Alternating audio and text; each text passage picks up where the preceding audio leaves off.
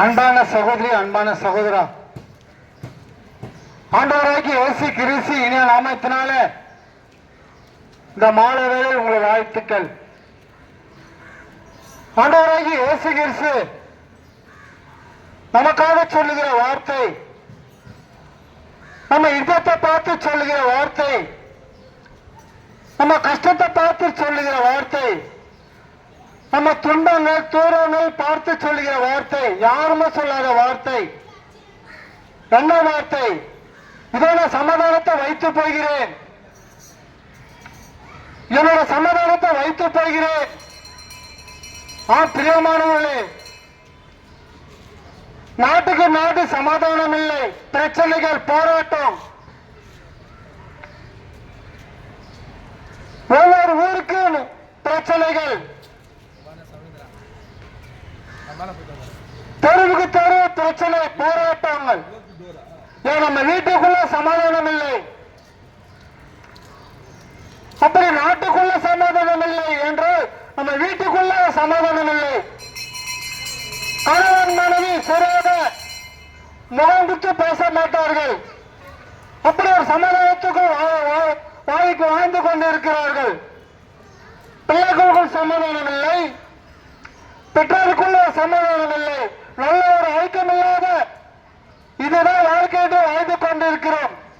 அதான் கர்த்தர் நம்ம இதத்தை பார்த்து சொல்லுகிறார், இதான சமாதானத்தை வைத்து போகிறேன், இவங்க சமாதானத்தை வைத்து போகிறேன். ஆனால் மனிதனுக்கு கொடுக்கிற பிறகு நான் ஒரு நாள கொடுப்பதில்லை என்று இதை கேட்டுக்கொண்டிருக்கிற அன்பான சகோதரி, அன்பான சகோதரா,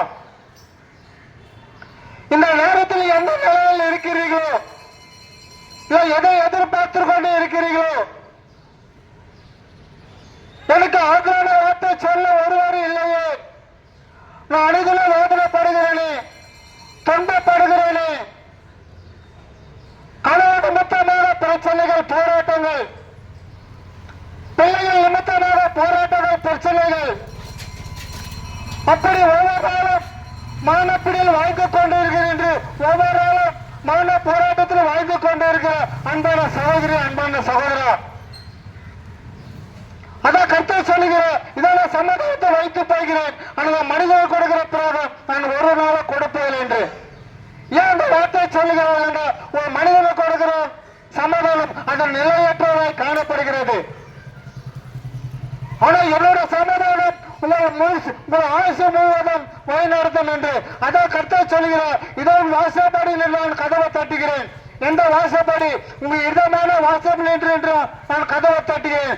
ஏன்னா உங்க இதயத்துல பலவிதமான குழப்பத்திலோடு, கண்ணீரோட, கவலையோடு, மனப்பிடியில் வாழ்ந்து கொண்டிருக்கிற, மன போராட்டத்தில் வாழ்ந்து கொண்டிருக்கிற, அப்படி பலவிதமான போராட்டத்தில் இதயத்தில் வைத்து வாழ்ந்து கொண்டிருக்கிற அன்பான சகோதரி, அன்பான சகோதரா, அதான் கர்த்தர் சொல்லுகிறார், இதோ உன் இதமான வாசப்படி என்று நான் கதவை தட்டுகிறேன். யாராவது ஒருவர் உங்க இதயத்தை திறக்க மாட்டேங்கிறார் என்று. ஏனென்றால் உனக்காக தன் ஜீவனை சிலையில் ஒப்புக் கொடுத்தேன், உனக்காக நான் ரத்தம் சிந்தினேன், உனக்காக என் முகத்துல காரி துப்புறார்கள். எதற்காக? நீ துன்பப்படக்கூடாது என்று ஒரே காரணத்திற்காக அல்லவா? ஆனால் அறியாமல் இதுதான் வாழ்க்கை என்று வாழ்ந்து கொண்டிருக்கிற அன்பான சகோதரி, அன்பான சகோதரா,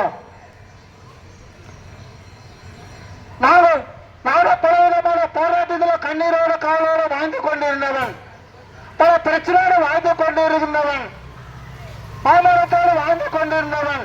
அப்படி வாழ்ந்து கொண்டிருந்த என்னை ஆண்டவராகிய இயேசு கிறிஸ்து நாமத்தினாலே என்னை தெரிந்து கொண்டு இப்ப ஒரு ஆசீர்வாதமாக வாழ்க்கையில் வாழ்ந்து கொண்டிருக்கேன். இந்த ஆசீர்வாதம் நீங்களே பெற்றுக்கொள்ள வேண்டும் என்றதுக்காகத்தான் ஆண்டவராகிய இயேசு கிறிஸ்து குறித்து உங்ககிட்ட நான் சொல்ல வந்து இருக்கிறேன். இதை கேட்டுக்கொண்டிருக்கிற அன்பான சகோதரி, அன்பான சகோதரா, ஒரு நிமிஷம் ஆண்டவராகிய இயேசு கிறிஸ்து நோக்கி பாரு.